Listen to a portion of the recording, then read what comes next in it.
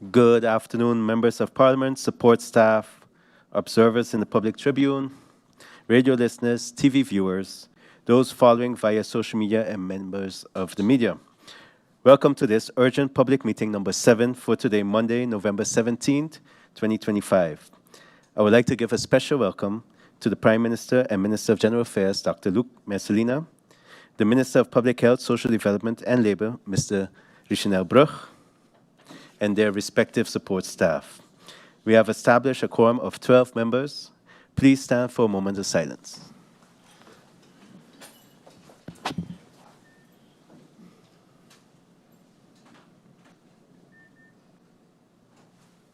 Thank you.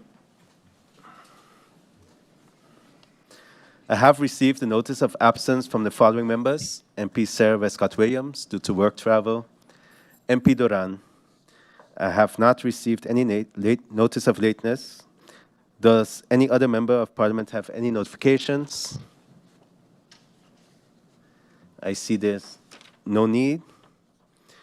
We have as agenda point for this public meeting deliberations with the Minister of General Affairs, the Minister of Public Health, Social Development and Labour, and the Minister of Justice to address this escalating situation involving the nation's fire and ambulance personnel on the IS 320-2025-2026, dated November 10th, 2025. This meeting was requested by MP O.E.C. Ottley, MP F.A. Lacroes, MP L.CJ Lewis, MP E.J. Doran, MP A.M.R. Irion, and MP D.T.J. York. Before we go over to the agenda points, as this is a public meeting, allow me to remind you of the usage of interruptions during public meetings.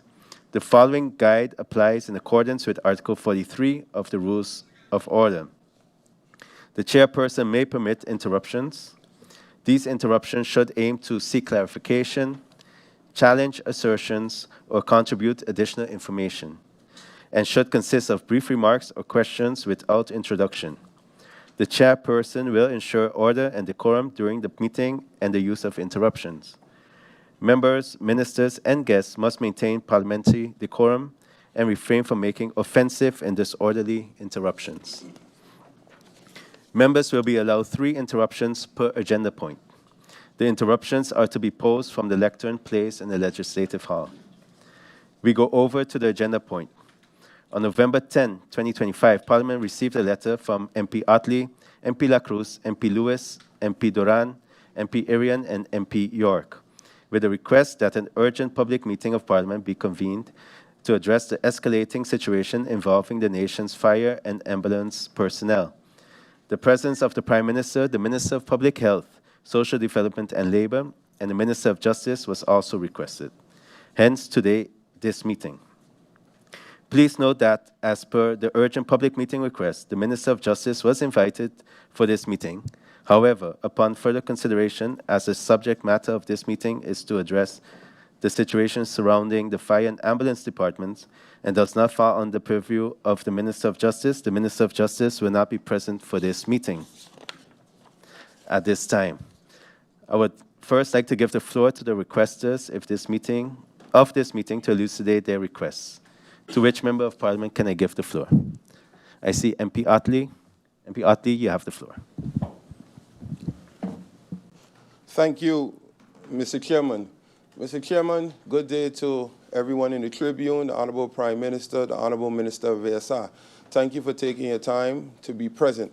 Mr. Chairman, I find it unfortunate that the Minister of Justice is not here because although we are here discussing the unions and the firefighters and the ambulance workers, it is to note that the second paragraph clearly states the union standing in solidarity. Mr. Chairman, when I was invited, not orchestrated the meeting, not planned the meeting, when I was invited to a meeting to stand in solidarity with the firefighters, it was to my surprise when I walked in, I saw Coast Guard, I saw immigration, I saw the police, I saw CPS, I saw teachers, I saw the list goes on. And that made us realize we had a crisis on our hands. And them standing in solidarity means that if this issue with the fire department is not regulated, all hell will break loose. That is why the Minister of Justice was also included in this. It was about all the unions that showed up and said that they were disgruntled. So, Mr. Chairman, I hope that with that being said, that someone from the Justice Department is listening, because we do have a few questions that will relate to the Justice Department, as in the second paragraph, it clearly states with the unions standing in solidarity. Thank you, Mr. Chairman. Thank you, MP Ottley. I would now like to give the floor to the Honorable Prime Minister of General Affairs, Dr. Luc Messalina, for some opening remarks and presentation. Honorable Prime Minister, you have the floor.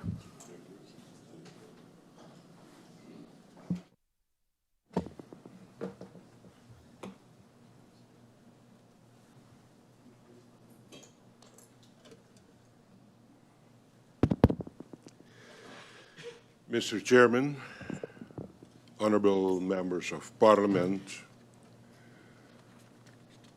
the workers of St. Martin, Fire Department, police, teachers, ambulance department, and others in the Tribune, and the listening public via social media, good afternoon. I welcome this opportunity to address Parliament and, by extension, the people of St. Martin on this topic.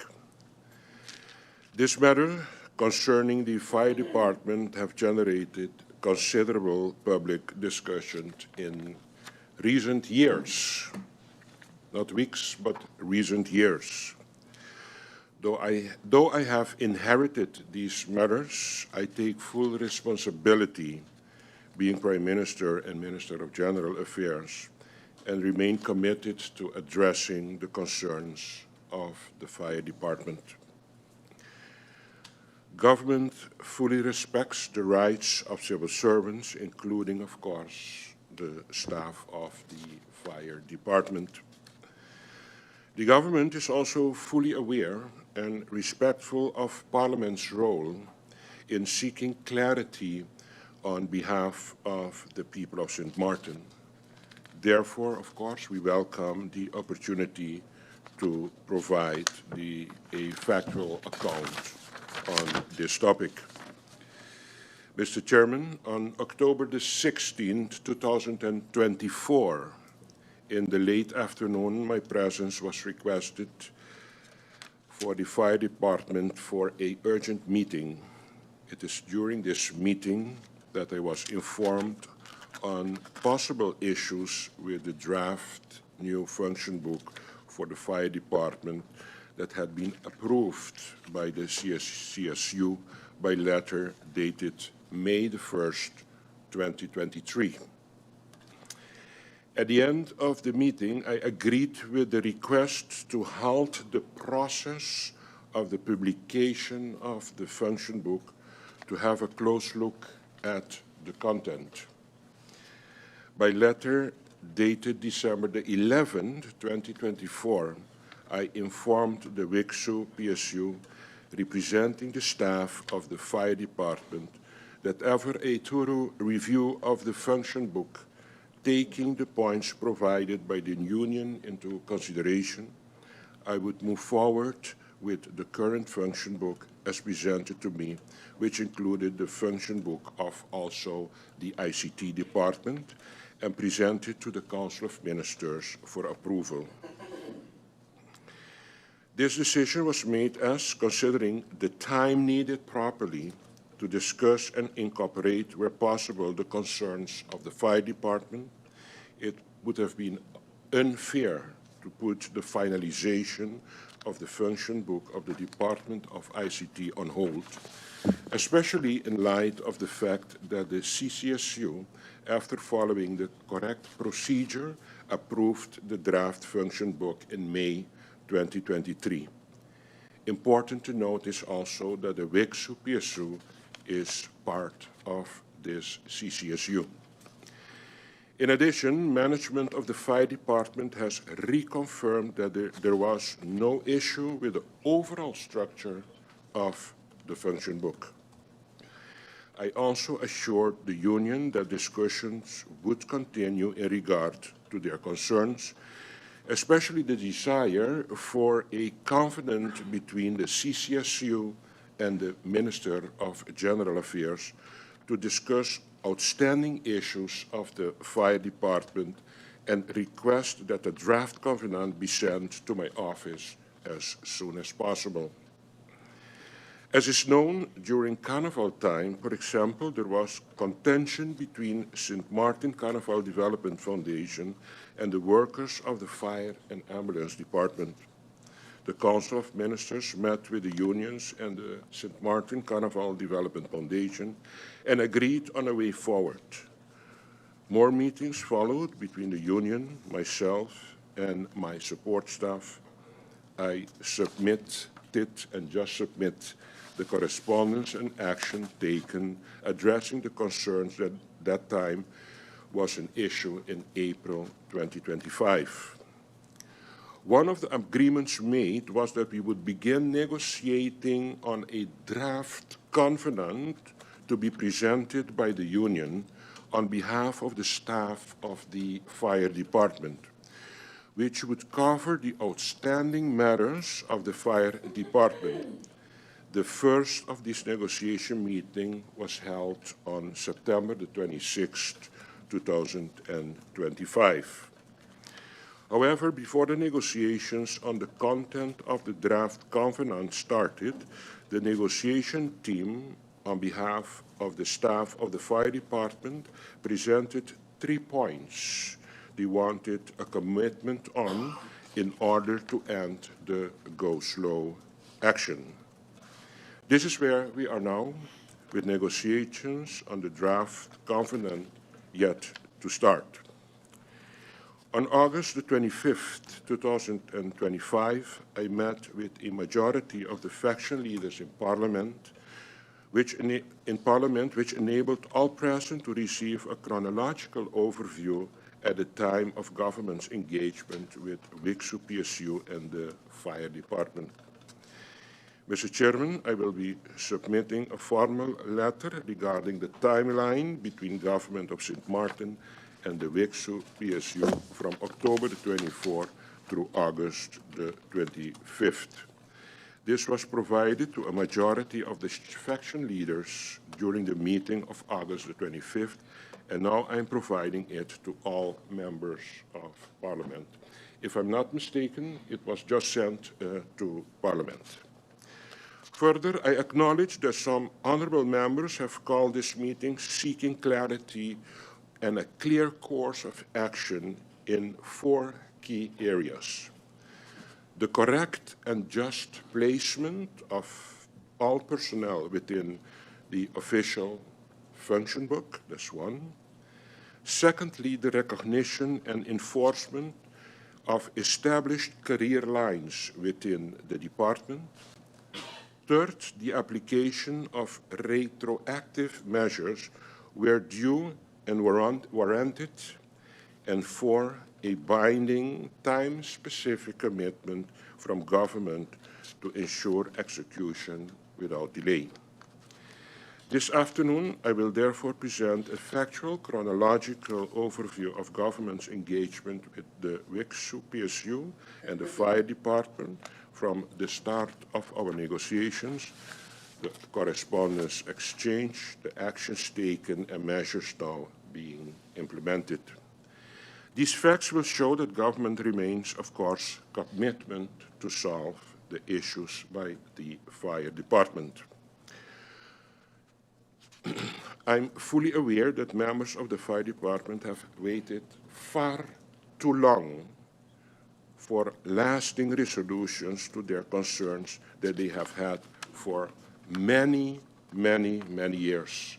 It's not something of today that is going on. This is going on already for many years, and I can imagine the disappointment, the irritation, the the momentum of this agreement, the lack of hope for a resolution, I understand it completely, especially when I observe the time span that this problematic is alive in our country.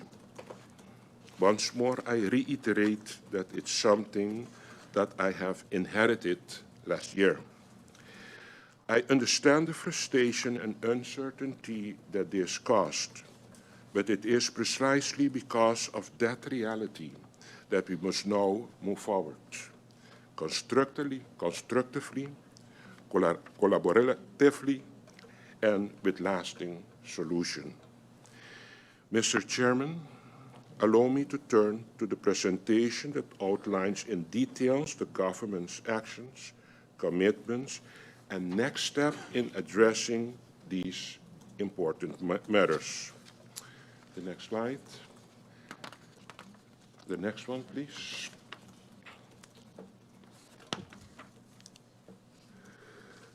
First of all, we can see here all what has been transpired in 2021, and then followed in 2023 some actions, and of course in 2025. I will start with reading out those actions of 2021 for us to especially understand what was going on. Government and the Union, it is important to place these developments in their proper context. The matters raised by the Fire Department and the WIC-CPSU did not arise in isolation. They are the result of a process that has been ongoing for several years, as I said just now. The function book of the Fire Department, which lies at the center of many today's discussions, has gone through a long and deliberate process of development involving evaluations, legal reviews, and extensive consultation across departments and advisory bodies. In 2021, as you can see on the left side, the upper quarter of that screen, work on the Fire Department function book formally began. So it started already in 2021. This effort was led by an external expert working together with the management of the Fire Department and supported by the Department of Personnel and Organization.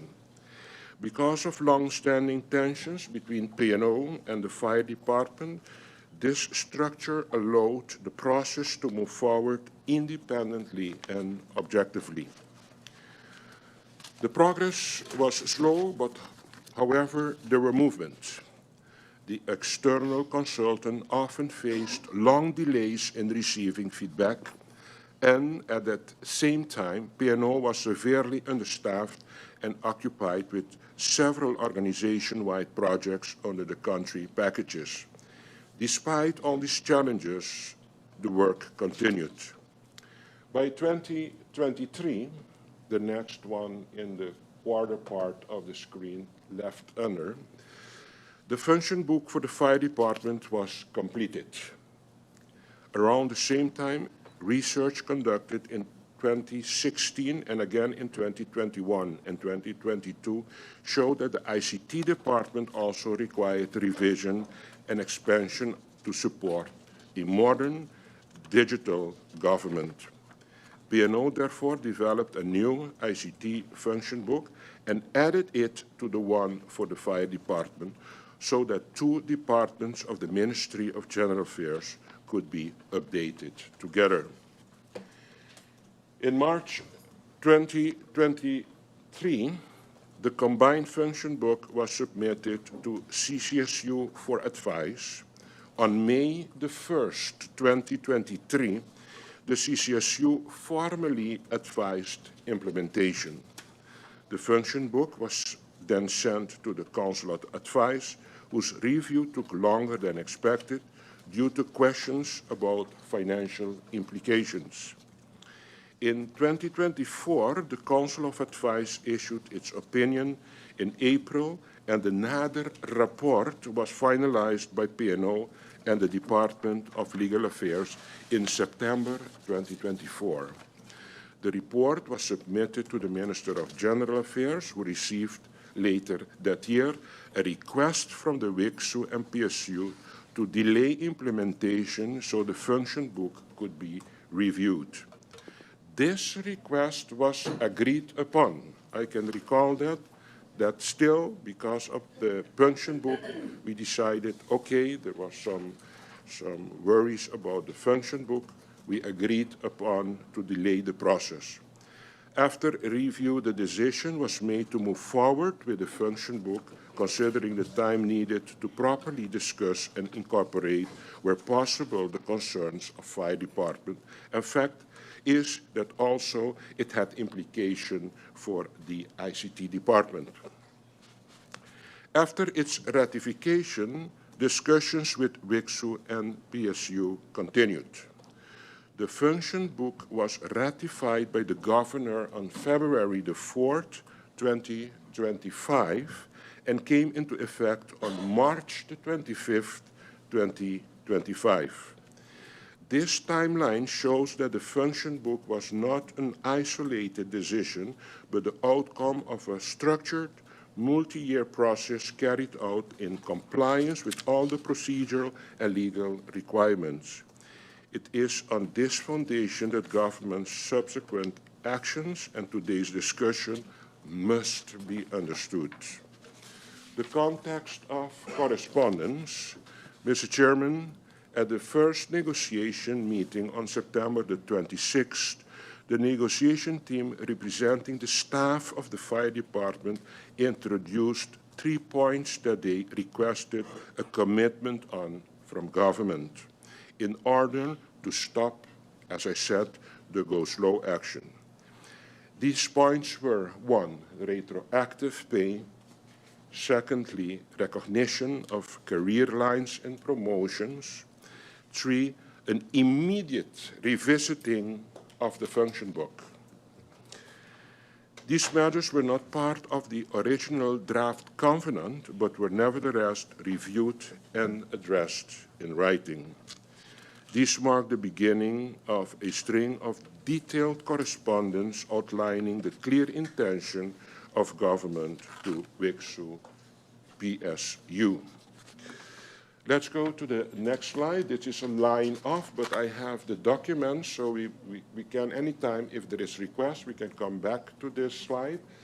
But in general, we can move forward to the next slide, please. In this next slide, the workers represented by the CCSU had a request for moving forward in this trying to solve the go-slow action. The first one was, of course, the retroactive payment as of 2010. The second was the placement process, the carrière lane, and the third one was the function book. Important by the function book is to realize that if we read what is said by the function book, it stands also under in red that request response within 1 week to respond with a commitment letter regarding these 3 points. So the WICSU CCSU is asking government to give a reaction on these 3 points. And further, they are stating within a timeline of less than a month, point 1 and 2 are to be executed within a set timeline of less than 1 month as of September the 26th, including the revisiting function book that has to commence in 1 month time. Because I received this document without any signature under it, the one on the left side, I requested in a letter on the right side that I acknowledge receipt, but if the union could sign the document for me to make sure that it is coming from the union. Next slide, please. And we see here, fantastic, the union reacts and Mrs. Kanakita signs the document, so it's a done deal. It's correctly that these 3 points are being asked. My attention as government to look into the retroactive pay, the Sir, placement and the one moment, function Prime book. Minister. Yes. If I can ask you just to speak more into the mic Of so course. that the public Of can course. also hear you a Of little course. better. Thank you. Yeah. Okay. We're going now to the next slide. In this next slide, after receiving the demands from the union, I'm writing a letter on October the 3rd, and I hope all members have received this letter, in which there is an acute demand to revisit the function book, in which you can see it as point number 3. The government agrees to initiate a revisit of the current function book. The Department of Personnel and Organization will be instructed to commence the process and provide advice on the necessary steps forward. Okay. What I'm saying further is you have to realize if you want an acute revisiting of the function book, that means that we will have to wait on that process to have, again, a ratified function book so I can proceed with retroactive payment and also with the placement process. That is also what I'm stating in the letter of October the 3rd. Retroactive, this matter will remain under consideration and will be finalized once the revised function book process has been completed. Secondly, I stay for the placement the same. We can start with the revisiting, but if we don't have an established function book, we're going to get an enormous delay in the process of retroactive payment and the placement process. Each point of the proposal was addressed and agreed upon. I'm okay with retroactive process to get things straight back. Secondly, I am in agreement for the placement process, and I am in agreement for the function book, but realize if I start with the function book, we're going to get a delay. Okay. And in this letter, I always tell CCU, loose from this, let's give a continuation on the negotiation on the draft covenant awaiting this process. Next slide, please. In a letter, yes, okay, thank you. Due to the technical issues with revisiting of the function book, the CCSU, the WICSU, sent me a letter on October the 9th. In blue stands, due to a technical issue on the side of the union, the letter was received electrically on October the 18th. That's true. The union sent me this letter, if I'm not mistaken, the 9th of October, but the union realized that there was a glitch in the system, and the day that I received this letter was not the 9th as the letter was dated on. The president apologized, and she resent it, and I received it on the 19th. When I told and informed the WICSU that there should be some delay in the process, we get as response in this letter that, okay, and that is the case, we agree to stay with the function book that has been ratified in February and activated on March 2025. So never mind that immediate revision, because that is going to bring delay. Let's go and let's do what we have to do with the acknowledged, ratified function book of March 2025.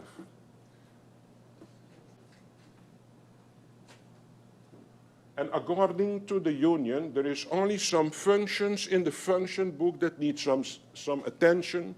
So we agreed now that we're not going to start revisiting immediately, but we're going to go back to the same function book.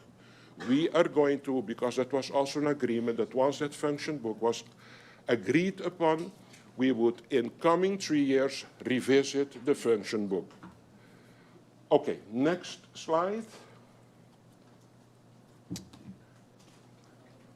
In a letter on the 24th of October, I am once more writing the following to the union.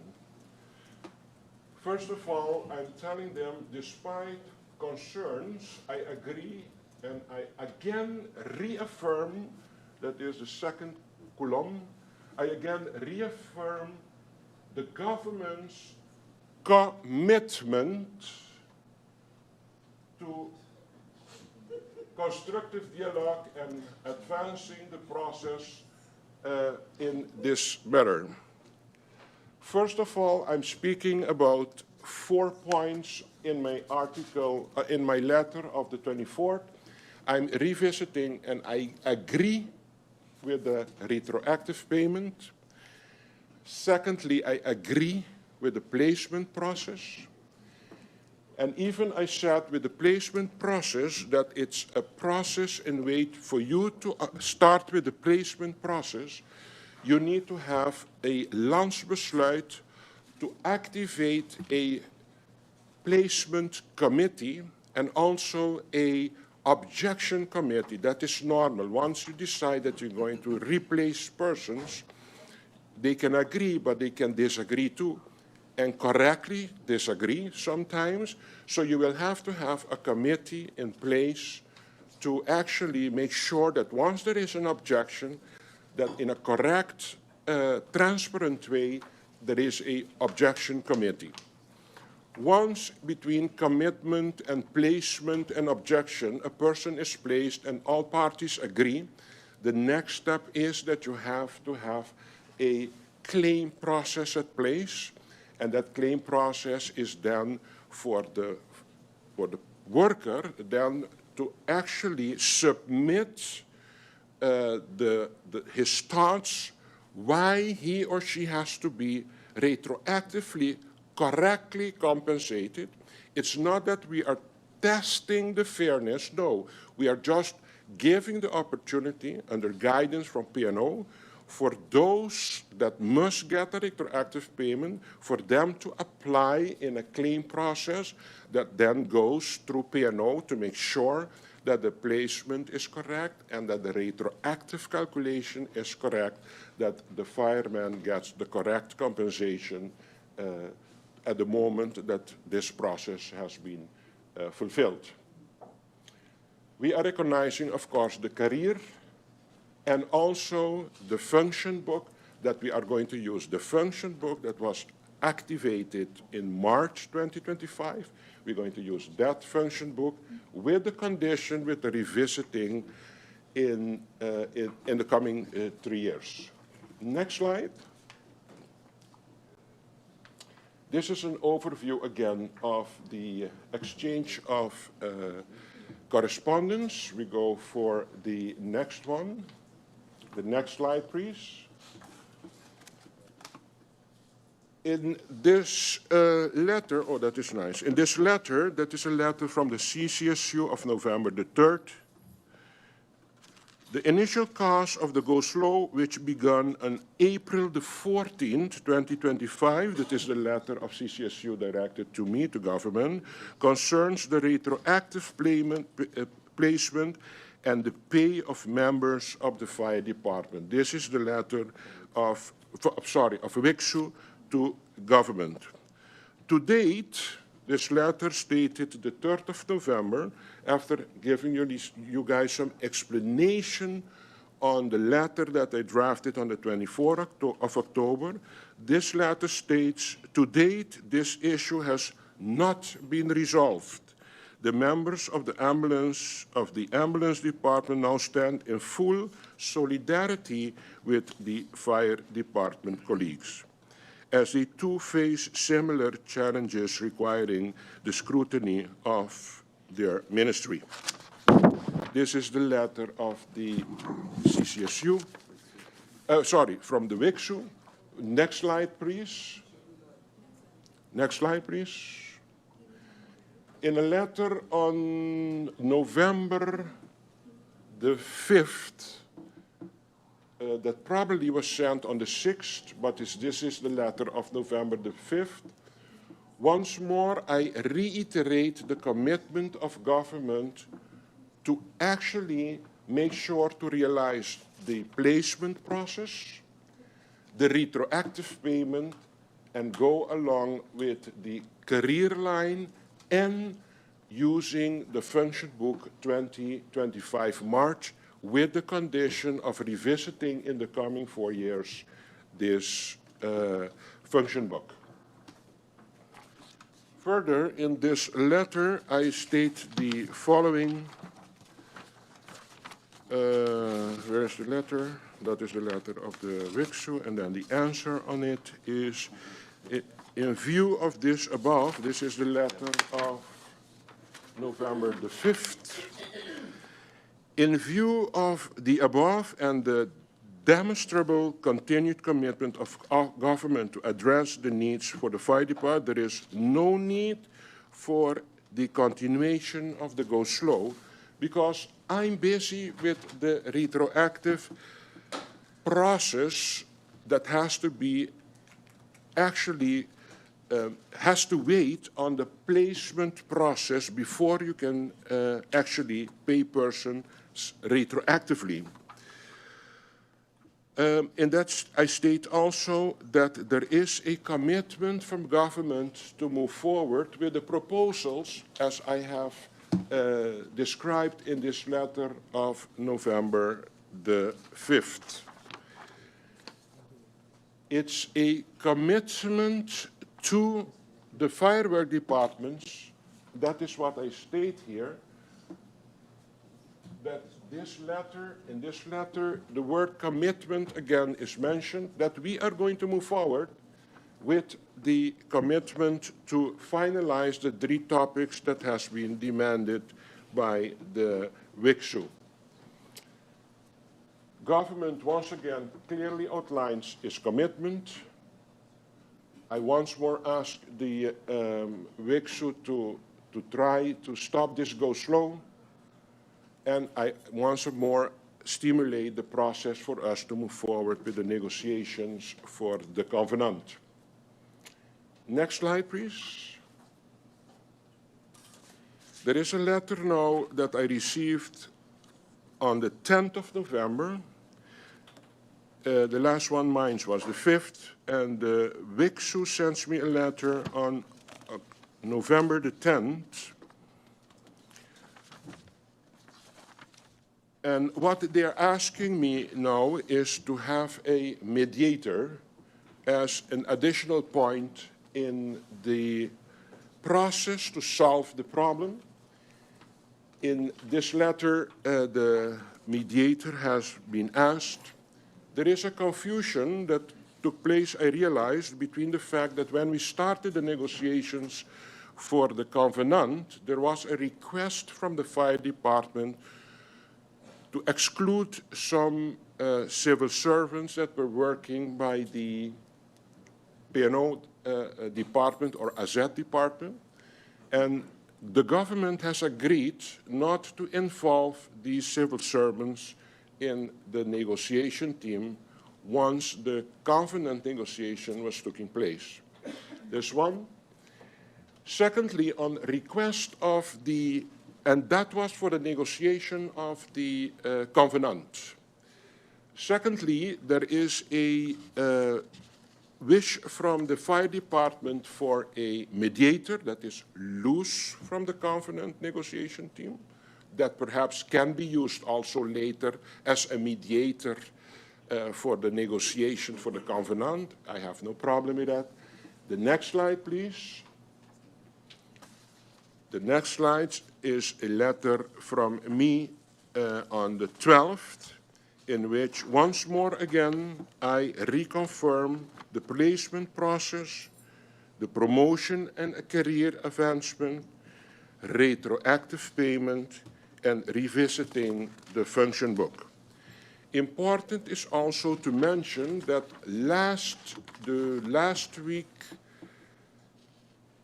the week before, last Friday, I have signed the advice for the draft landsbesluit to go to the governor, and we sent this draft landsbesluit Wednesday last week to the governor, and today, Monday, we got the information that that draftlandsbesluit voor het placement process has been ratified by the governor. In the same letter also, I inform that I am in agreement for a negotiator, a mediator, for us to move forward and to see how we can solve this problem.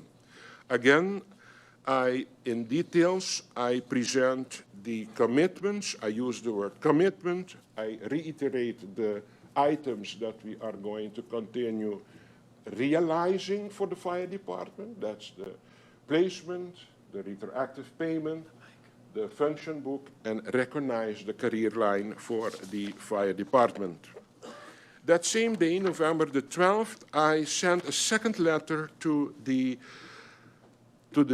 WICSU, informing them that I agree not only with a mediator, but also with the fact that I'm proposing for, I think, respectable persons in the community, for them to have the opportunity to choose one of them to see if they have a preference for one of the candidates to be a mediator.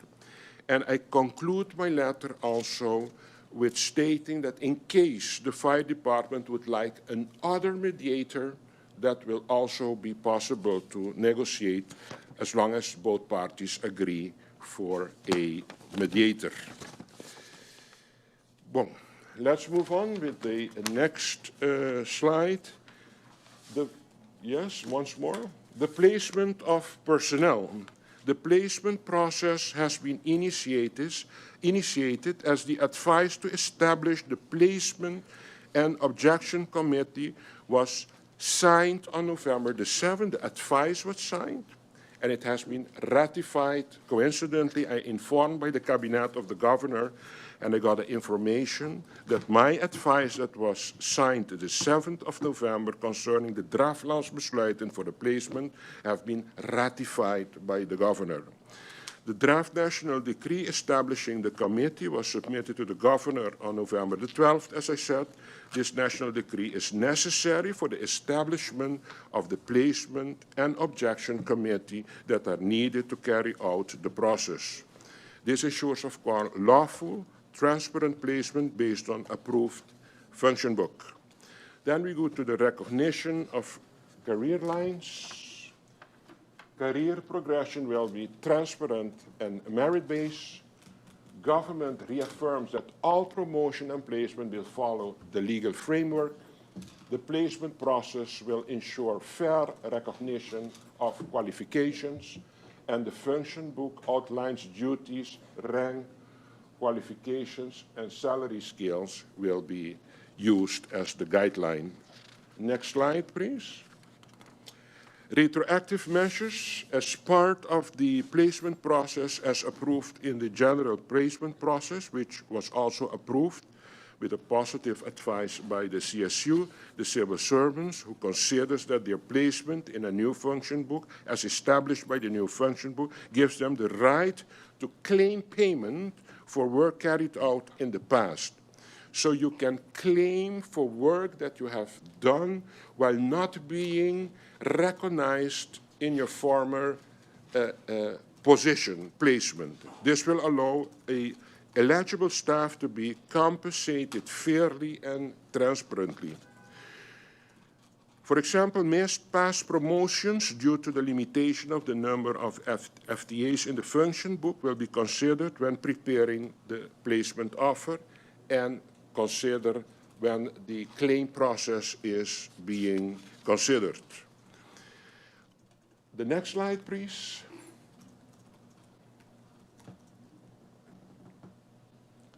There was a commitment for time. As government, you cannot commit if you do not have a commitment committee established with an objection committee. So the moment that the union is requesting me a binding commitment, for me it's very difficult, seeing that some phases I do not have under control, to inform the union for, okay, I will make sure that in 2 weeks from now the placement process can start, because I have to receive first the ratified proposal of the draft landsbesluit before I can commit in timeline to execute the process of placement, and after that the objection committee, and after that the claim process. Although that the union is demanding a commitment, while I'm corresponding in commitment terms with the union, I'm using my letterhead from government, I'm using my authentic signature, I'm using my authentic stamp, I'm using words like commitment, engagement, for us to realize the 4 points that I have just mentioned in my presentation. So actually, how more can you commit something that you're committing already in a letter, agreeing with the proposal of placement, retroactive payment, function book revision, and career line, and agreement for a mediator. Okay, next slide. The way forward. It is the intention of government to continue onwards with the rightful placement of the staff of the fire department while keeping the door open for constructive dialogue. Our ultimate goal is to resolve this long-standing issue of the staff of the fire department to ensure stability and focus on serving the public effectively. Closing statements. Over the past weeks, much has been said about the situation within the fire department. Today, I have presented not options but facts, documented action, written commitment, and of course, showing the line of progress, highlighting the 4 main actions that Parliament is seeking clarity on.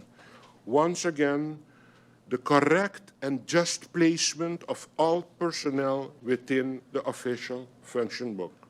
I committed, we started, we received the landsbesluit ratified from the cabinet of the governor. Actually, we didn't receive it, we got confirmation because I wanted to make sure that it had the attention already from the governor, and I got the information that this morning the governor has signed and ratified the landsbesluit. Secondly, the recognition and enforcement of established career lines within the department. Of course, once you have a function book, you have to recognize and enforce the established career. Thirdly, the application of retroactive measures and payment where due and warranted. And 4, a binding, time-specific commitment from government to ensure execution without delay once we receive the ratified landsbesluit for us to start with the placement process. The 4 points I just mentioned is the reason the honourable members of Parliament requested this meeting today. My opening remarks and the presentation have addressed those 4 points. The government of St. Martin has engaged in this process from the very beginning with transparency and good faith. We have provided clear correspondence, issued lawful instruction, and taken concrete steps to ensure that every member of the fire department is treated fairly and within the framework of the law. The function book published earlier this year provides the structure that our dedicated men and women of the fire department have long needed. The placement process is advancing, especially after the ratification this morning by the governor, with the claim procedure for retroactive payment a part of the general placement process, and the mechanism for reviewing the function book in the coming 3 years. These are not intentions, these are confirmed correspondence actions that we are busy with. We are busy a while already, for example, for me to be able to sign the advice 2 weeks ago on Friday, for it to be submitted to the governor on the 12th. For today we have the news that it has been ratified. That is a very complex process, and seeing the result, we have been for a while already moving forward to see how we can come to a solution with something that for years has been promised by government to the fire department. I understand that the staff of the fire and ambulance department have faced frustration, and I said it already in the beginning. I acknowledge that, and I understand it completely. And also the uncertainty that they have been encountering with governments after governments listening to them without giving a tangible progress to solve the problem. Their dedication to public safety, even in challenging circumstances, deserves acknowledgement and respect. This government shares their goal of stability, recognition, and progress. But that progress must be achieved through cooperation and accordance with the law, and we are busy with it. Agreeing with the proposal for mediation demonstrates that we remain open to constructive dialogue. What we cannot support is continued disruption when solutions are on the table and commitments are being delivered. Mr. Chairman, members, the record is clear. Government has engaged, has acted, and is busy delivering, and we will continue to do so because I really believe the fire department is right and they deserve the right acknowledgement and payment. Our commitment is not to the appearances, but to the outcomes, not for the confrontation, but for the cooperation. Everything is ready for us to continue this process in the benefit of the staff of the fire department and by extension, the people of St. Martin. Once more, Mr. Chairman, I would like to thank you for giving me this opportunity to explain to the people of St. Martin what we are busy with. And with your permission and indulgence, I would like for you to give me the permission for me to give the floor to the Minister of VSA that was also invited for this session. Thank you very much. Thank you, Honorable Prime Minister. Seeing that the Minister of VSA also has a presentation, I would like to just adjourn for 2 minutes to be able to give him the opportunity to connect his device. Meeting adjourned, 2 minutes.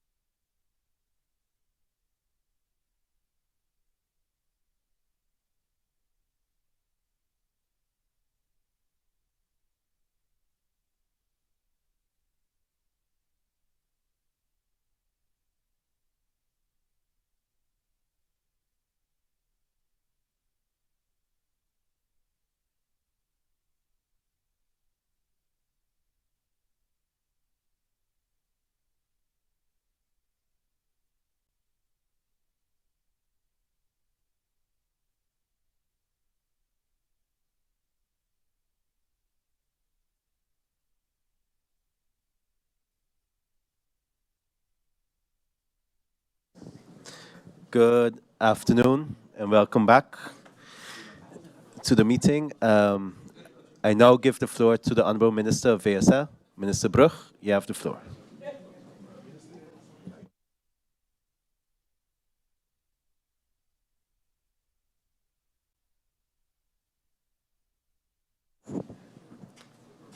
Mr. Chairman, members of Parliament, thank you for the opportunity to address this humble body today.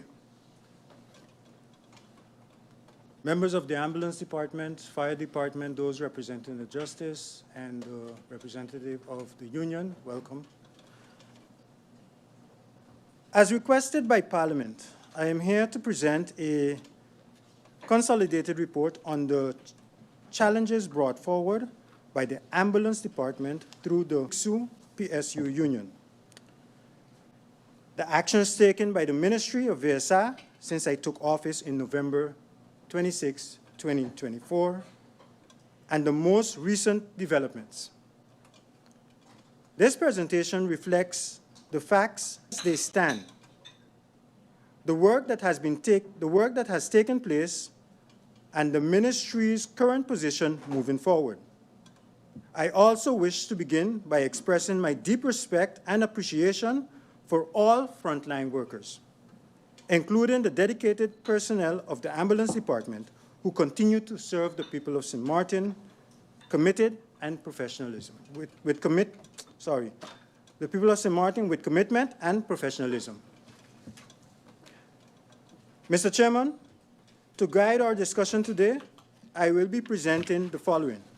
First, an overview of the situation and the long-standing concerns raised by the Ambulance Department. Second, a chronological summary of all major actions, meetings, and engagements taken since November 26, 2024. Third, the initiatives implemented by the Ministry in direct response to the staff concerns. Fourth, the current status of negotiation and the challenges we face. And finally, I will conclude with the Ministry's commitment and next step. Mr. Chairman, upon assuming office in the late 2024, my cabinet and I were met with a series of long-standing issues in the Ambulance Department. Primary concerns consistently brought forward include an outdated Rex Positie, or legal status, discrepancies with wages or in wages, uncertainty in vacation rights and accumulation, the need for update and formalized job descriptions, and the desire to align conditions with those of our counterparts in Aruba and Curaçao. Throughout 2025, the Ministry conducted detailed assessment and engaged in internal consultations while maintaining active dialogue with the O.E.C PSU Union. A significant moment in this process was the meeting of August 27, 2025, where a draft covenant was introduced, creating an opportunity for a structured negotiation process. It is important to note that the ongoing go-slow is being continued in solidarity with the Fire Department. While this is a broader issue, I respect the decision of the ambulance personnel.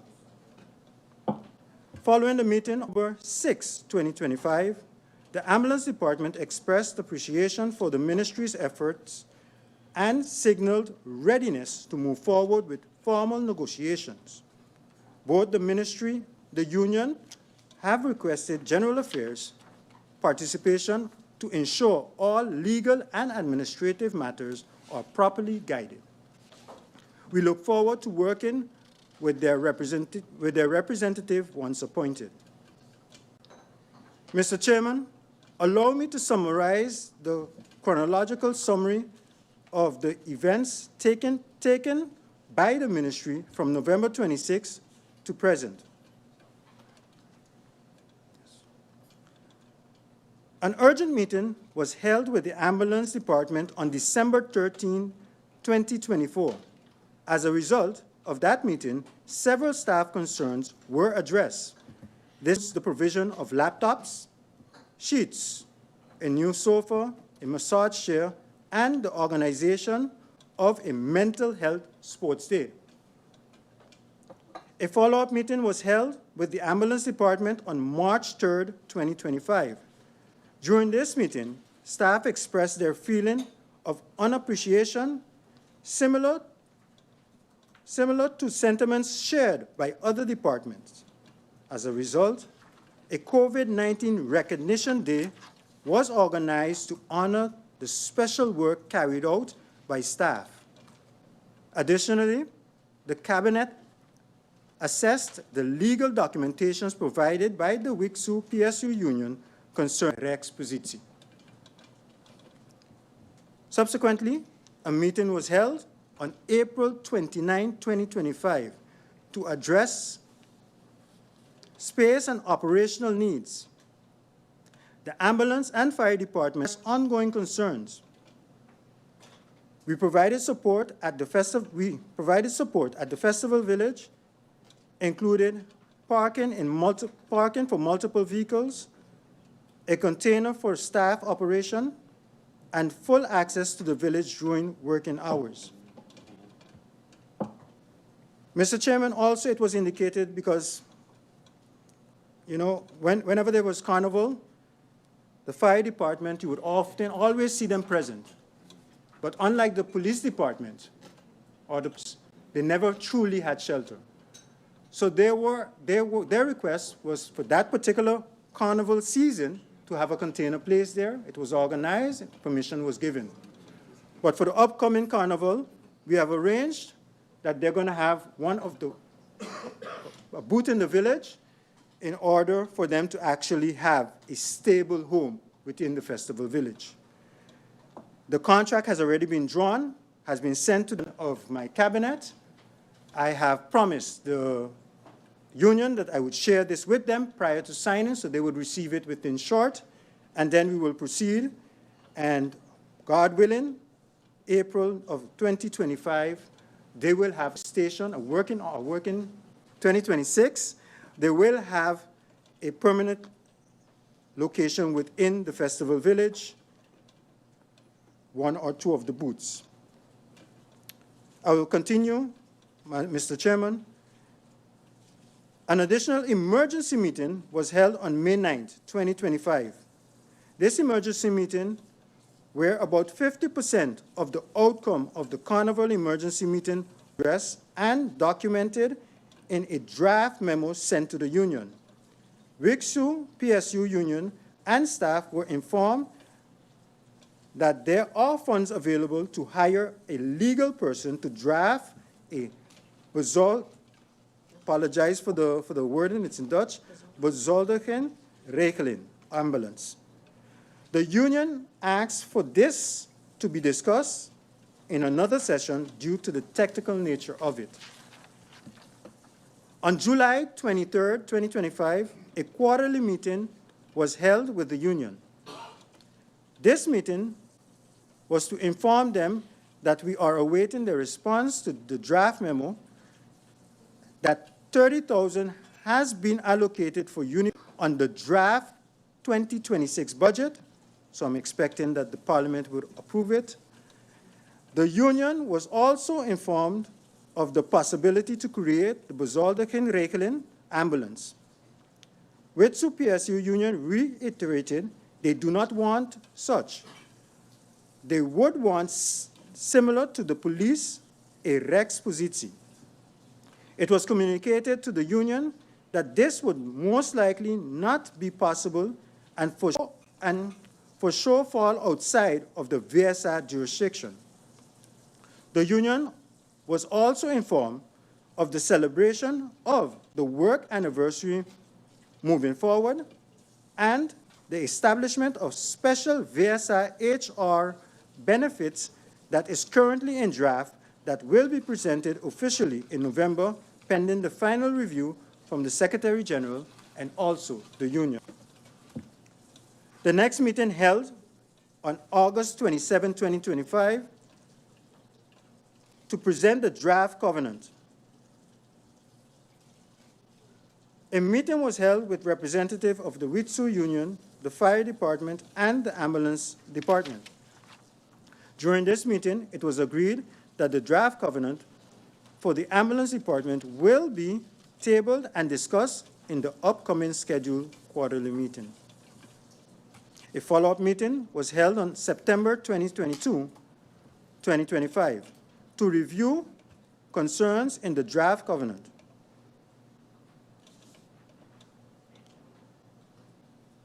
I remember that meeting. It was in that meeting and I also told the union that I support the draft covenant and its content.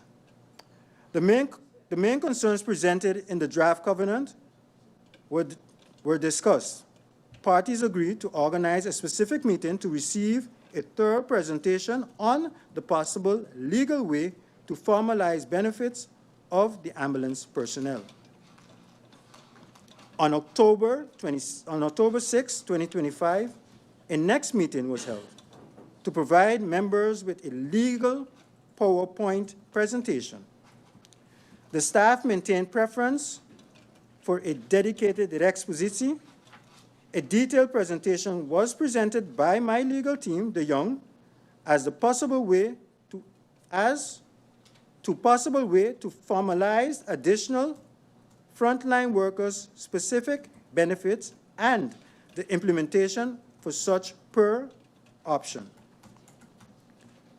The decision was clear to the members of the union and ambulance department, and they opt to maintain their position in creating a Rex position that is specific for the ambulance as indicated in the meeting of July 23, 2025. Follow-up meetings are being planned to further discuss and map the way forward with this and other areas of improvement within the ambulance department. A ministry-wide session will be held on November 26. The purpose of this day is to present the State of Affairs report and our outlook while formally recognizing and appreciating our staff for their continued dedication. Finally, our next quarterly meeting is scheduled for December 10th, pending the appointment of a representative of the General Affairs Ministry. This timeline demonstrates that consistent and structured engagement have taken place, each aim to ensure clarity, transparency, and continued progress. Mr. Chair, throughout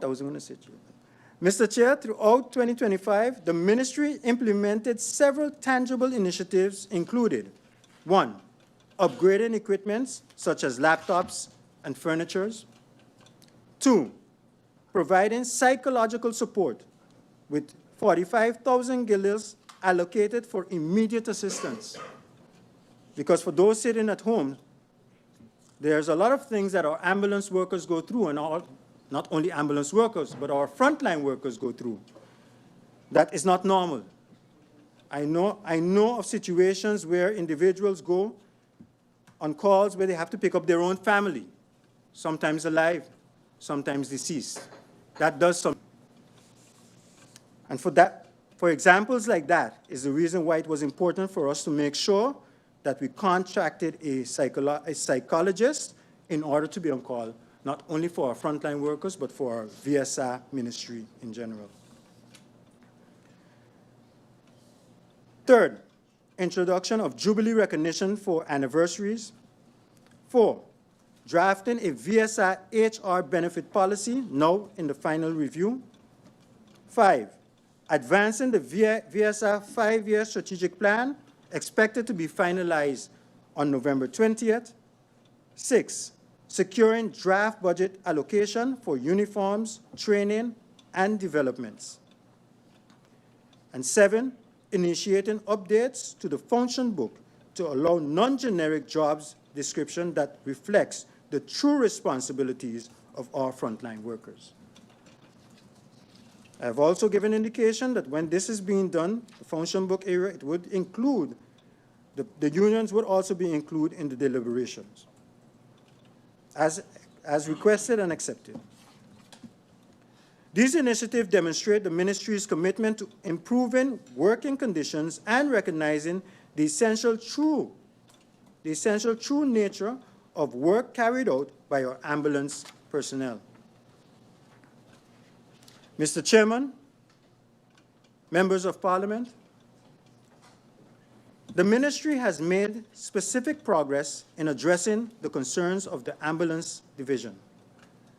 At this stage, the main steps remaining to formal negotiation is the appointment of a representative of General Affairs. Up to today, we had a discussion. The ministry will look forward to working closely with them to proceed without delay. The content of the covenant, the legal framework, and the administrative adjustments required are already mapped out. What remains is to finalize these matters collaboratively with full legal guidance. In conclusion, the Ministry of VSI remains steadfast in its commitment to resolving these long-standing issues through a structured, collaborative, and legal sound process. We acknowledge the concerns of the ambulance department, we respect their position, and we continue to work diligently to put solutions in place. Significant progress has been made through internal assessment, stakeholders consultation, and engagement with the WICSU PSU union. With General Affairs at the negotiation table, we can collaboratively finalize the covenant, improve legal and remuneration framework, and secure better employment conditions for this essential sector. Madam Chair, Mr. Chairman, the proposal from the union and also myself was to actually get someone from P&O in order to make sure that they're at the table, and specifically those that are always involved when it comes to VSI-related matter, to avoid back and forth. This is something that we're looking into, and if this is not possible, we will find an alternative, but that is our preference. Nevertheless, I express my sincere gratitude for the dedicated work of the ambulance department, as well as for the efforts of all staff within the Ministry of VSI. Mr. Chairman, I remain available for any questions or clarification Parliament may have. Thank you. Thank you, Minister Brug, for your presentation. As we head into the first round, please note that the allotted speaking time is 20 minutes for the first round and 10 minutes for the second round. As I look at the speakers list,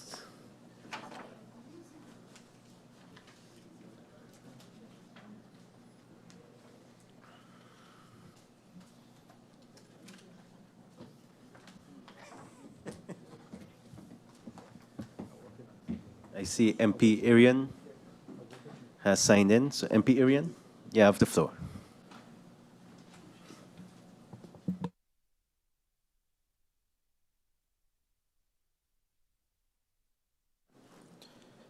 Good afternoon, Mr. Chairman, SG, members of Parliament, the Honorable Prime Minister, and the Honorable Minister of VSI and the support staff, to those of you in the Tribune and the viewing public. I'd like to thank both ministers for their presentation, and I'd also like to thank the Minister of VSI for his own in particular, and I think that the Ministry of General Affairs could take a page out of the Minister of VSI book, because based on the presentation, he mentioned that the ambulance department is just standing in solidarity with the fire department. He took all the steps to bring the comfort for the ambulance. He took all the right steps, the necessary steps to ensure that their process is done well. So, Minister Vesa, kudos to you.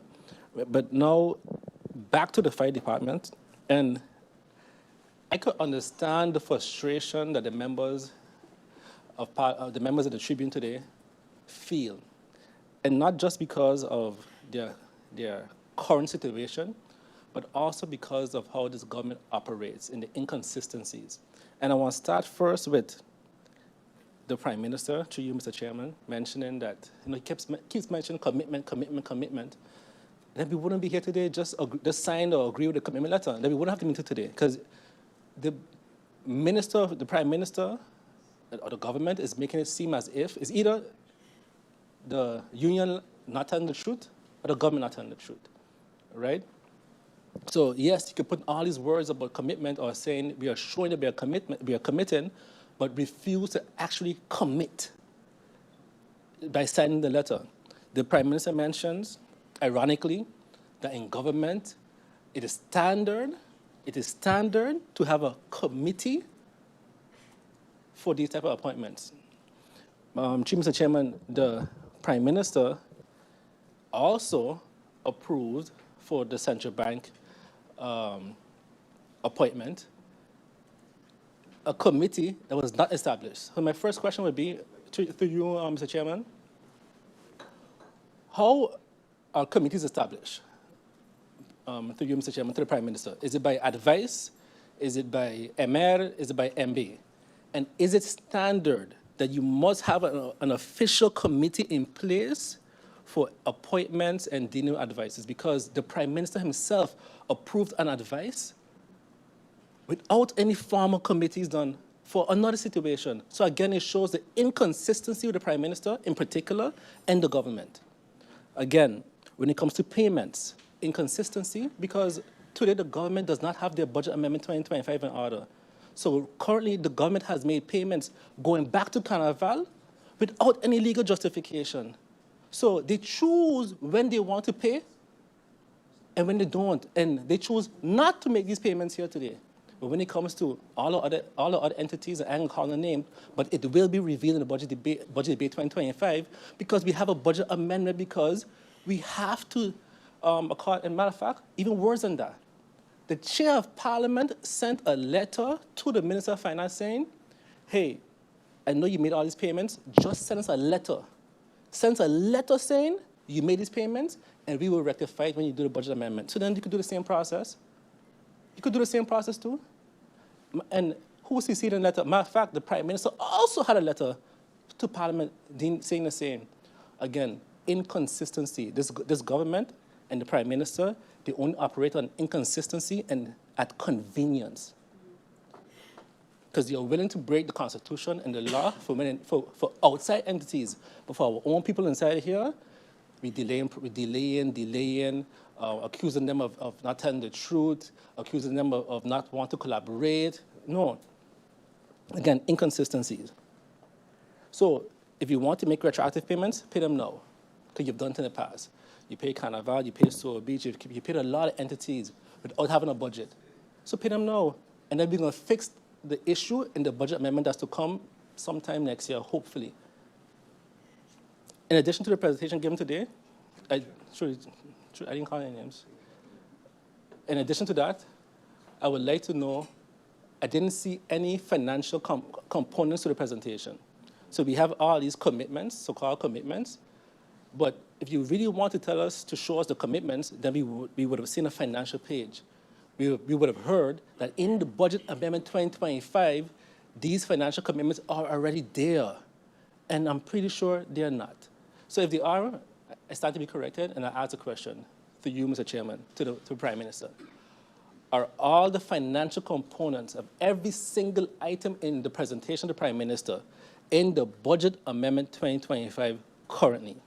And if that's the case, can we please, as members of Parliament, get a financial page showing the total cost of all these commitments?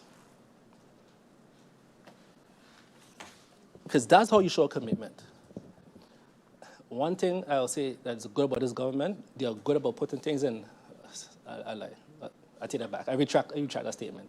They try to put things in order. So they're good in saying, we did this, and we've heard so many times, yes, we inherited the situation. The previous administration also inherited it. As a matter of fact, if you look at the presentation from the Prime Minister, it showed in 2023, the bulk of the work got done. The bulk of the work got done in 2023. It was also a situation that we also inherited. So yes, The constant trying to throw blame on the former administration, no. Good at talk, not good at execution, and that's it.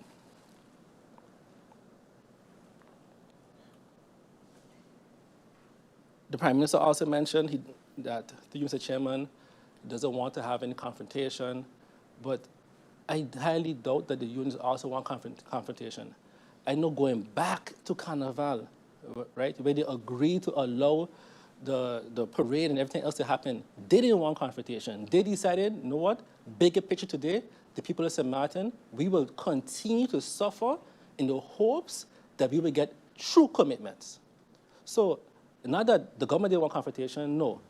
The union and their members didn't want confrontation. They allowed us to continue to have bacchanal and the party and so forth while they continue to suffer in the hopes of honesty and true commitment.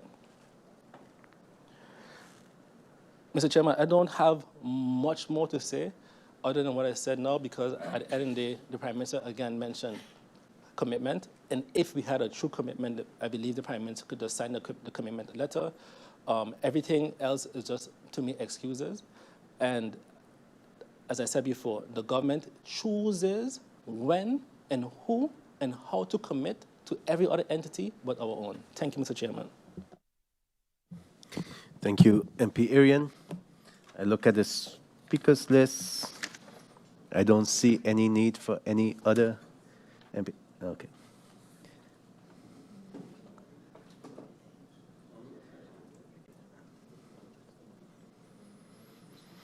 See, MP Lewis is making his way.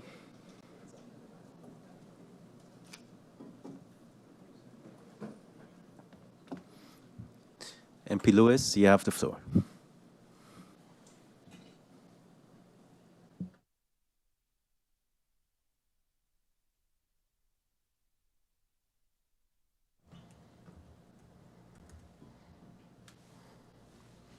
Good afternoon, Mr. Chairman.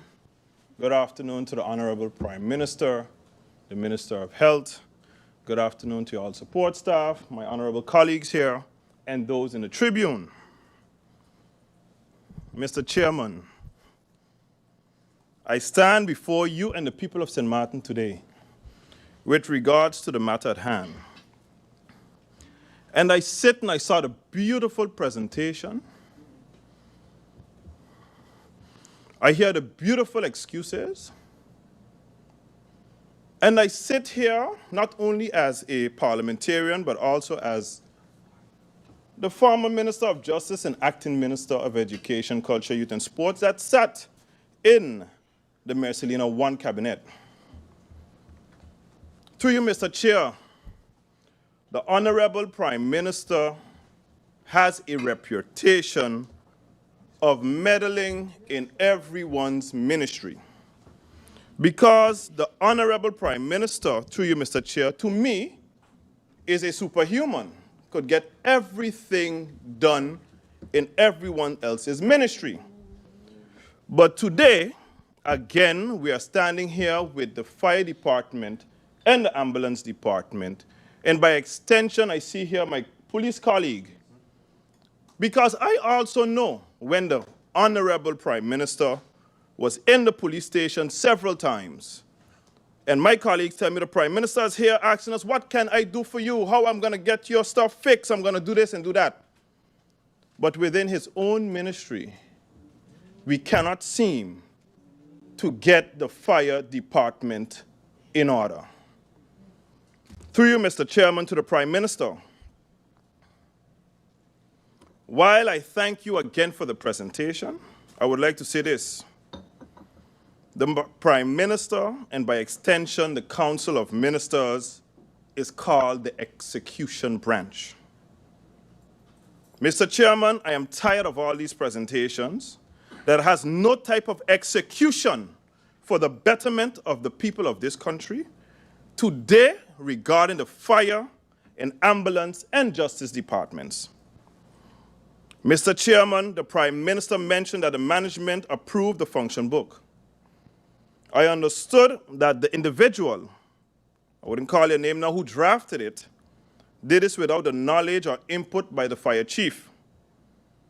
I also learned that the firefighters were never given the opportunity to have an insight on the draft function book for review. Through you, Mr. Chairman, can the Prime Minister confirm if the fire chief had the opportunity to review the draft function book? Through you, Mr. Chairman, can the Prime Minister indicate who all worked on this function book, seeing the information gathered that the firefighters was not involved? I'm not talking about this year. This is reference to the years 2021, 2023, and 2024. I've listened to all about the commitment terms. Again,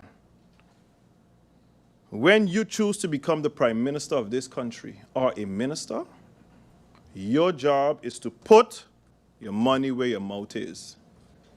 Let's stop playing games with the people. I am not here to be educated about what is going on within my country because I know it. One moment, MP. I see MP Roseburg would like the floor for interruption. MP Roseburg, you have the floor. Thank you. Thank you, Mr.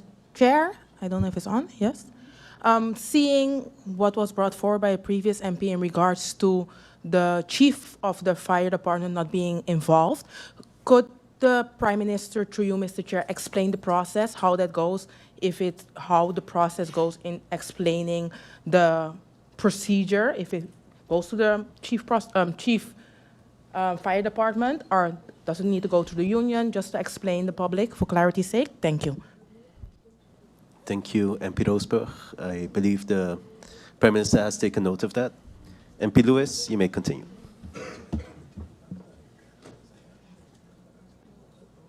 Mr. Chairman, I thought I was being interrupted. But we make certain decisions in a country because we are all leaders in this country. And we all understand that the highest body is Parliament, and we as parliamentarians are supposed to hold Minister, Prime Minister, by extension, accountable for their actions. And again, November 26 will be a year that this cabinet exists. The Prime Minister is here from the 3rd of May, from the first cabinet to the second cabinet. And I'm tired of seeing ribbons being cut. I'm tired of hearing commitments. And I would like to see execution. As again I mentioned, this is the execution branch, through you, Mr. Chair, to the Prime Minister, and by extension to the Minister of Public Health, and by extension to the Minister of Justice as well, who's not here today, which I also find is a blatant disrespect. Because when the union stand in solidarity with its people, and across the board, the different unions that represent the different civil servants in this country, where is the solidarity with the cabinet of Marcelina II? Where is the solidarity with the Minister of Justice, where we can also see that nothing much isn't going on in this country when it comes not only to public safety, but also to the betterment and the upkeep of the departments within the Ministry of Justice? I stand here too, not only as a representative of this country, but as a civil servant on a leave of absence. Meaning tomorrow, if I'm not elected, I have to go back into the civil service, into this mess that is continuously being created and everything being piled up. Honorable Chair, I'm asking through your indulgence that we really put pressure on this government to start executing on the people's behalf. Thank you, Mr. Chairman. Thank you, MP Lewis. I look at the speakers list and I see MP York would like to have the floor. MP York, you have the floor.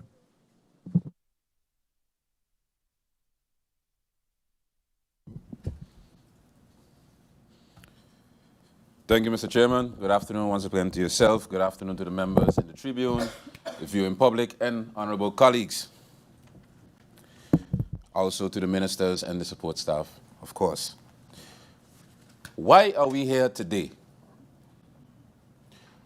The Prime Minister eloquently and tirelessly said about 7 times, I counted them, in his presentation that he inherited this situation.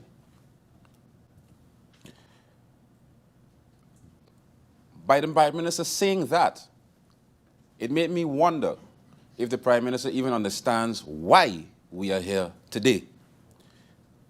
I say why because I saw an explanation in a presentation, a very good presentation actually, explaining the chronological order of all why things haven't been done or things are still being done. But that is not the reason why we are here today. Because I can remember when the unions stormed a prior meeting to where they got their audience with the Parliament, the Prime Minister sat right there in the tribune. And if the Prime Minister paid attention that day, the union spoke not on what has been happening and not been happening, but how, meaning the disrespect they have been experiencing. And Prime Minister, through you, Mr. Chairman, I am not here today to beat you up. I am here today to hopefully open your eyes to a few things. So I would like your attention to you, Mr. Chairman, to the following. As I said, this problem, or this situation, is a better part of the last 2 decades. This is not a problem of today. So the Prime Minister did not cause the problem, but I explained why we are here today, and I can say the Prime Minister spurred it. In a letter that the Prime Minister, through you, Mr. Chairman, displayed today, he discussed 4 points. And I'll read them. Point number 1, a commitment letter. In my letter of October 24, 2025, I clearly addressed the matters referenced in the draft commitment letter attached to your correspondence received on November 4, 2025. Therefore, there is no justification for signing an additional commitment letter on the subject. Point number 2, placement process. Consistent with my letter on October 24, 2025, the placement process will proceed and will begin shortly. A national decree establishing the placement and objection committees is currently being finalized. The Department of P&O will shortly brief all relevant staff and on the procedures and will provide support throughout the process. Point number 3, retroactive payment. I will reiterate that the placement process will also include a claim process for those members eligible for retroactive payments as stated in my letter dated October 24th. Function book, point number 4, your letter on October 9, 2025 acknowledged the existing agreement within the CCSU framework to revisit the function book within 3 years. My correspondence of October 24, 2025 acknowledged the confirmation of this existing agreement as it is already formally recognized and as such will be addressed. This is a letter that was sent from the Prime Minister's office to the union on November 5th, 2025. Here we have it. Nice letter with a letterhead, paraph, stamp, signature of the Prime Minister. So one would think, or one would ask, after reading such a letter, because that was my initial thought as well, what is the problem? What is the problem? Everything that is being asked has been addressed in these 4 points. So why are we here today? Yet we are here today with an elaborate explanation, not addressing this matter, but still asking the point, why are we here today? One would question, after receiving such a letter, why would a union or any body, at that matter of fact, question it? It simply comes down, if you really sit down, you don't need no committee, Mr. Chairman, you don't need no legal advisors, you don't need legal scholars. At the end of the day, it comes down to a question of trust. Does the union, or do the union, members of the union, trust the Prime Minister to fulfill these commitments? Because we're back and forth talking about the commitment letter versus the letter from the Prime Minister. So I wondered as well, why with such a letter will people still question what is on it? And the reason I said this is not caused, the reason why we're here today is not caused by the Prime Minister, but it was spurred by the Prime Minister. Why? Because history has a tendency of repeating itself. And I would believe and I would think that the union is trying, or anyone during this back and forth is trying to avoid that. Because here we have a letter with a letterhead and a stamp and a signature. But here I have the same thing. We're going back in time. This is 2025 from the Prime Minister, the highest body in the country. And this is another letter from the highest body in the country in 2003, the then Lieutenant Governor. Same thing, letterhead, signature, and stamp by the then Lieutenant Governor. And here, they speak of 3 points. And towards the end of the letter, they said this memorandum will be governed by the laws of the Netherlands Antilles, because we were in Antilles at the time, and will inure to the benefit of and be binding upon parties. In the event of any disputes or conflicts will arise, parties will seek to a common solution by discussing the issues with one another. This is why I mean what I meant with this is a problem not of today, but of 2 decades. And from my understanding, and I may be corrected, Mr. Chairman, by the Prime Minister when he gets to answer, when presented with this letter on August 15, 2025, it was told to the Union that the Prime Minister's office will not honor the things already agreed to in this letter from 2003. So upon understanding and hearing that, I reached out and I was like, why this happened then and we have another letter like this now repeating the past? I mean, we have to learn from the things that went wrong in the past. And I was told by a legal mind that these letters have one thing in common. They are both communication letters. They are both communique letters, meaning they are not legally binding. Which is one of the reasons why the Prime Minister, via you, Mr. Chairman, could have watched the Union bowl in the face and said, I will not be honoring the commitments made by the then Lieutenant Governor. So when the Union asks for a commitment letter, I don't know, maybe I can imagine that the Prime Minister says, hey, no, I've given you a letter with a letterhead, a stamp, and my signature, which carries weight. We already saw the amount of weight it carried, a letterhead with a signature from the Prime Minister last year during Christmas. It got some stuff done. But for the situation at hand, it's seemingly not enough. Because in our political climate, tomorrow is not promised, Mr. Chairman. In the agreement, it stated that it can take within 3 years of time for these things to be revisited, etc. But who says that by the time those things are being addressed, or the bulk of those things are being addressed, that this Prime Minister might be there, or this Prime Minister doesn't change his mind? They might be subjected to the next person at the table telling them, I will not honor what the prior head of state said. So, again, trust. And instead of we address the trust issue, we indulge in emails and what's on paper and what was said when, what wasn't said when. But my question would be this: where is the personable part in all of this? Because, Mr. Chairman, a Prime Minister governs the country, yes, but is equally tasked with connecting government to the people it serves. When frontline workers reach a breaking point, leadership requires more than just emails. It requires a phone call, a conversation, and genuine engagement. And why I say that? Because the Prime Minister, Mr. Chairman, in the presentation, explained a couple of things that are now in process. And Mr. Chairman, I can almost guarantee that the Union knew nothing about it. I can almost guarantee that Landsbesluiter at the governor, etc., etc. The Prime Minister even referenced a placement committee. Mr. Chairman, I would like to know if even the fire chief knows of this placement committee.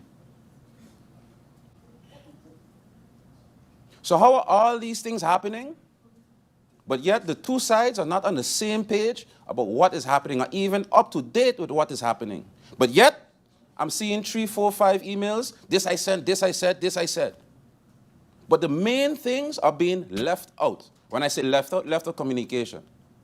Just because somebody too prideful to pick up the phone and say, hey, just to let you know, this is what's going on right now. Just to let you know, this is what's going on right now.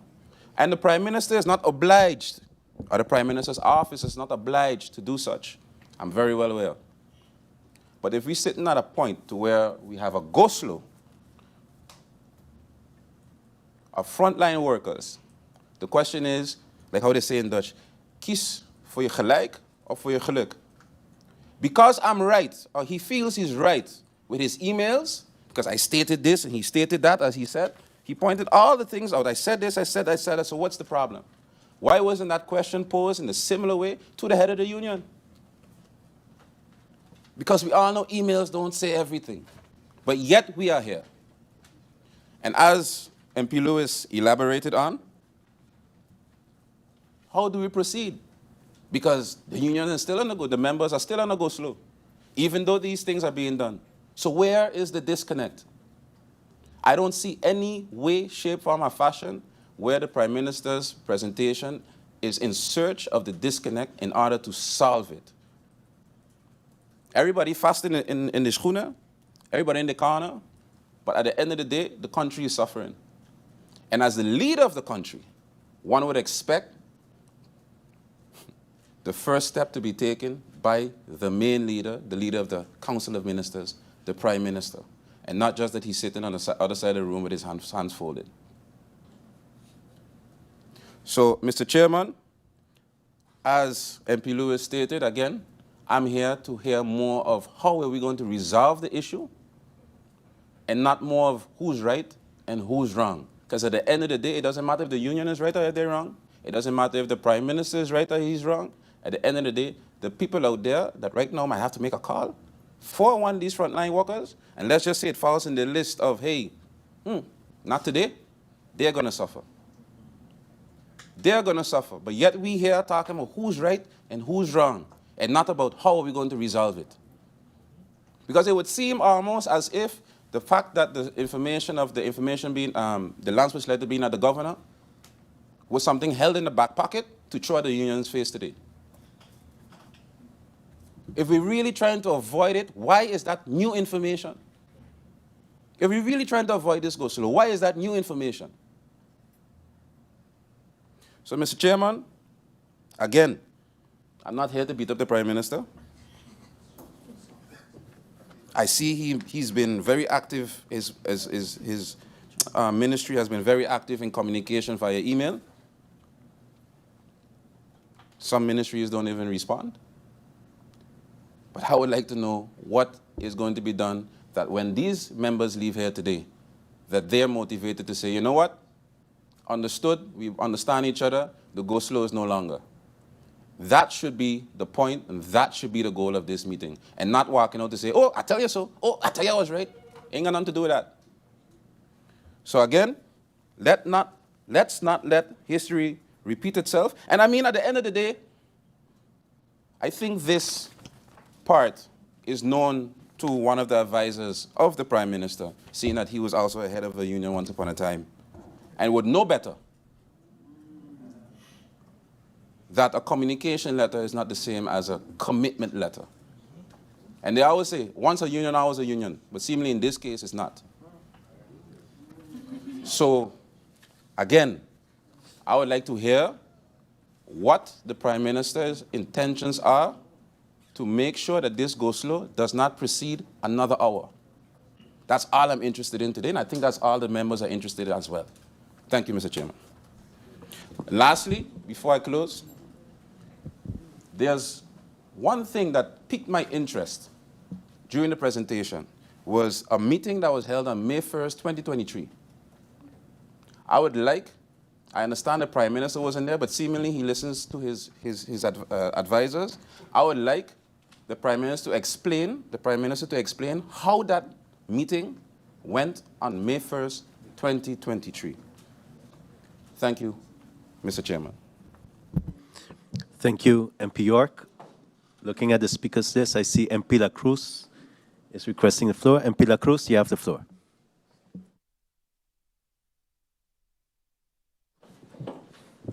A blessed afternoon, Mr. Chairman, Griffier, Honorable Prime Minister, Honorable Minister of VSA, their support staff, those in the tribune, my fellow colleagues. Mr. Chairman,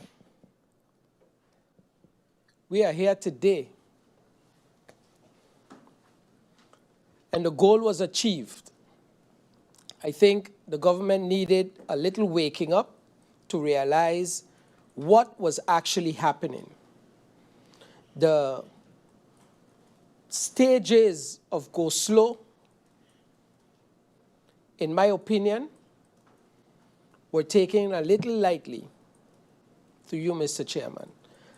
That is why, even though I am fully aware that a full shutdown can never be accepted or even promoted by any one of the union leaders, it got the attention that it needed. Every newspaper, social media, everyone was talking about the crazy Lacroes say shut down the country. We are here today. And then we come and we get two presentations. And I take the first presentation of the Honorable Prime Minister, and I see I did. But we are still here. And then I see a presentation from the Minister of VSA. And I turn and I look at those in the tribune, and I see them shaking their heads. So where is the disconnect in one government? Why did we have to reach here to get a mediator, while the Minister of VSA did that right away? Hey, this is a little too much, I can't figure it out, whatever. If we're not getting through, let's get this done. Let's put somebody in between. That is what I had expected from the beginning.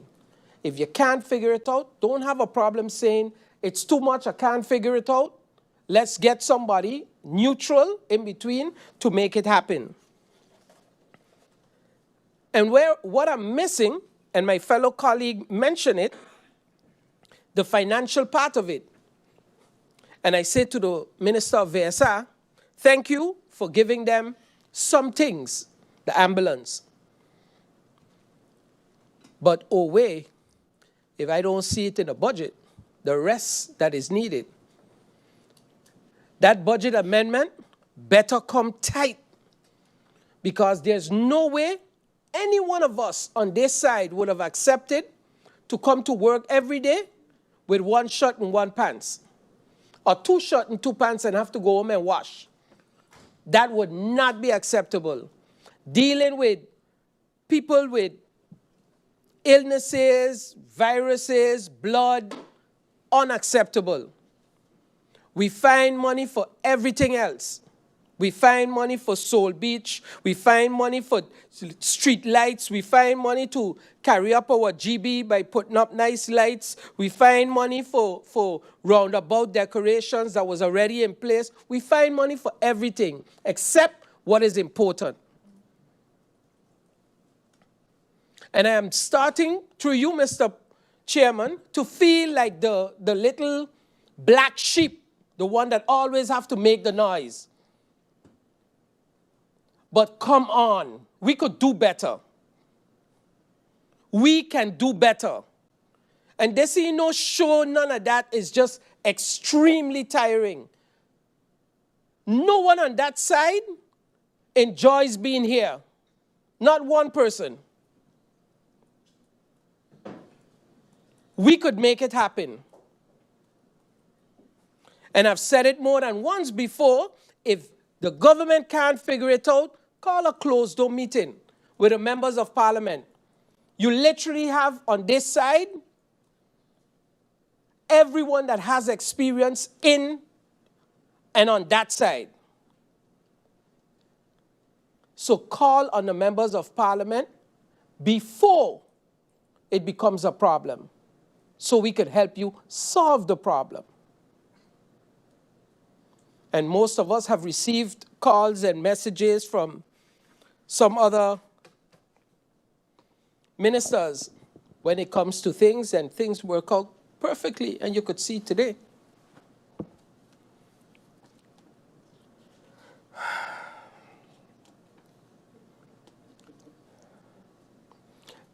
Mr. Chairman, through you, has any one of these discussions taken place with the Minister of Finance?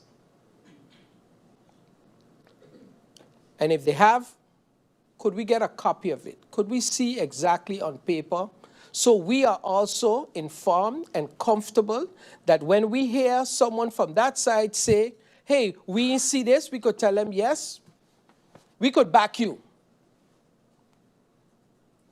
and show that we got it. But when we don't hear it, we don't see it, we have no choice but to believe that on that side, what is coming on this side is fibs.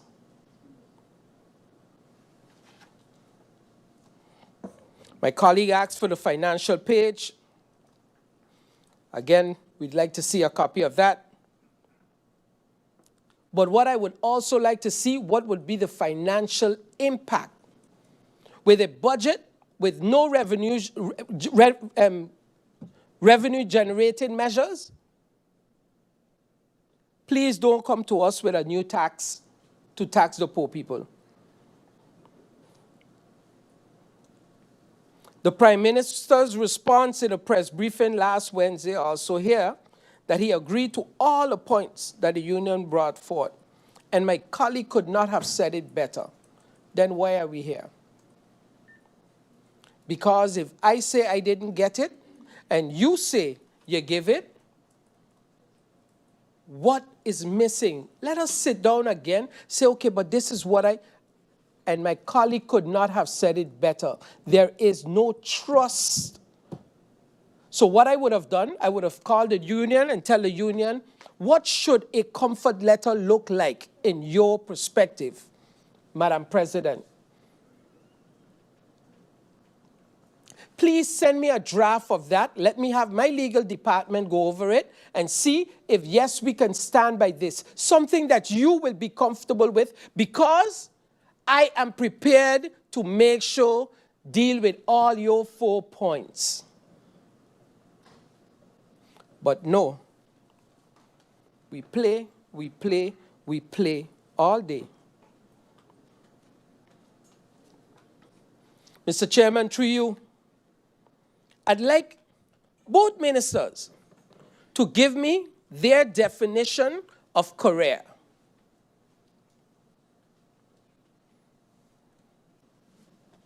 Give me your definition of career.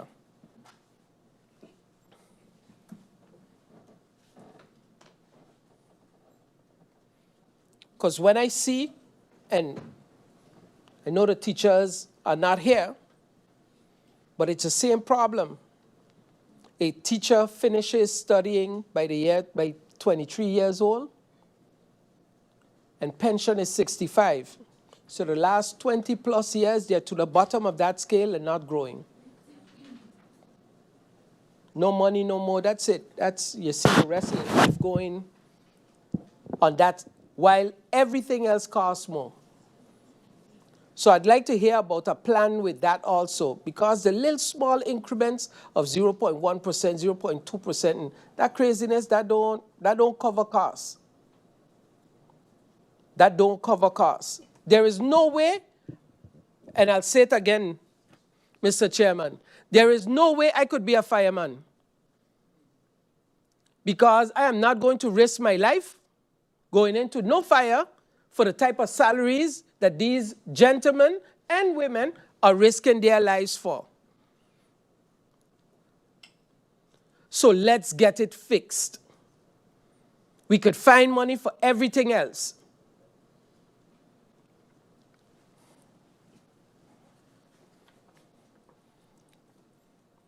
Mr. Chairman, through you, and correct me if I'm wrong, but the same lands basilites and the promotion, the objections that are being used for the fire department, are these the ones that are going to be used for the ambulance? It's a question.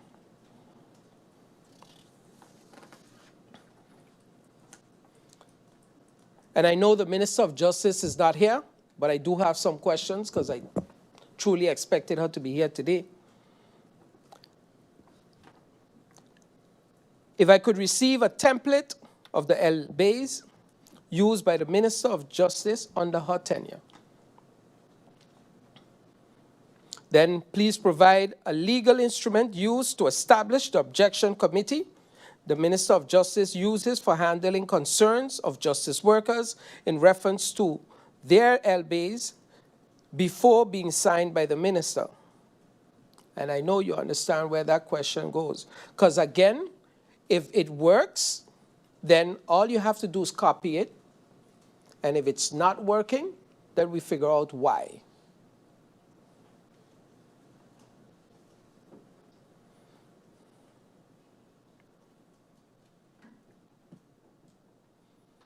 Then, Mr. Chairman, timelines. I learned something while in the military. If the drill sergeant told us we're going to run, we will all run 5, 10, 15 kilometers, and then each individual will break down. Not because physically we couldn't handle it, but because we didn't know where we were going. We didn't know how long it would take. But if the drill sergeant woke up in the morning, he says, we're going to run 20 kilometers, there was no man left behind because we all knew where we were going. That is the problem we have here. No one knows where they're going and whether they're going or they're coming. Because there are no timelines. Put timelines. Honorable Prime Minister, through you, Mr. Chairman, put a timeline. Say, this is where I see us in this date, this date, this date. Because only that way you will have unions that are comfortable waiting and saying, okay, we're coming off of the go slow. The impact that this has is further than what we see here today. When no fire reports are being given out, no operation licenses can be given out. So no money is making. The business world is hurting.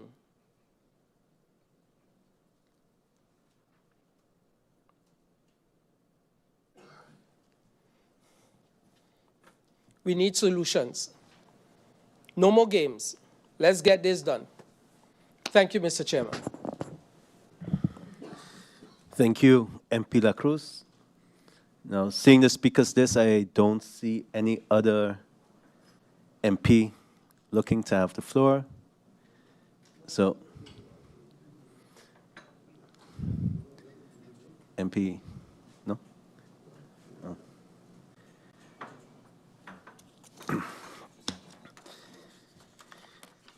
So seeing that there's no need at the moment, I will adjourn for 2 minutes just to talk with the Prime Ministers to see how much time is needed.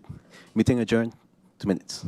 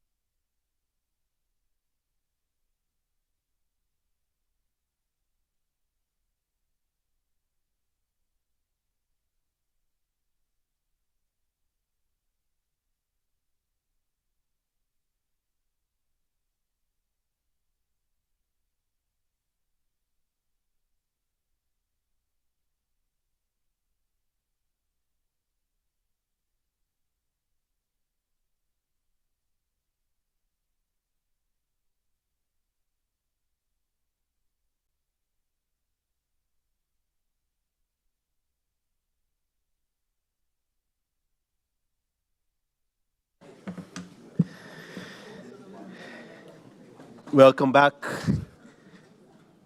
to our esteemed guests, honorable members of parliament. After brief deliberation with the Prime Minister, I now give the floor to the Prime Minister to indicate the amount of time needed to be to continue the meeting. Prime Minister, you have the floor. Yes, of course.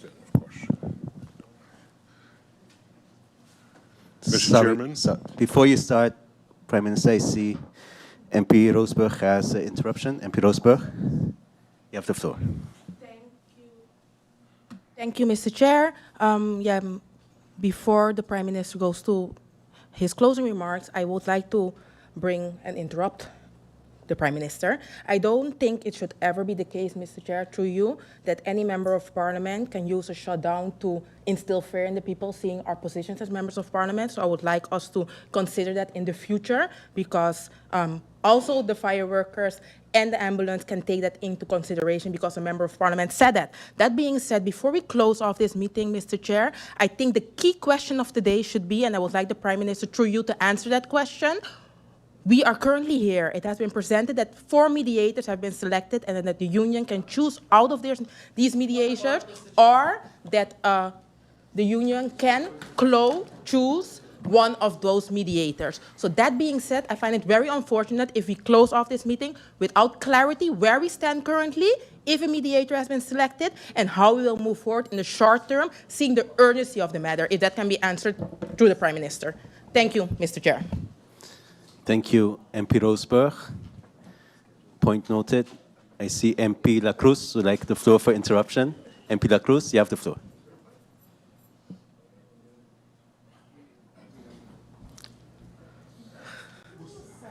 USA.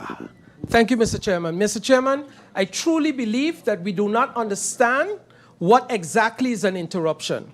So I'd like you to read up again, and maybe the SG could explain again what is an interruption, because that was definitely not an interruption. That's one. Number two, Mr. Chairman, it was clear, it was extremely clear what the purpose was, and the mission is accomplished. Okay? They have now the attention of the country getting this thing in order. And that is the point.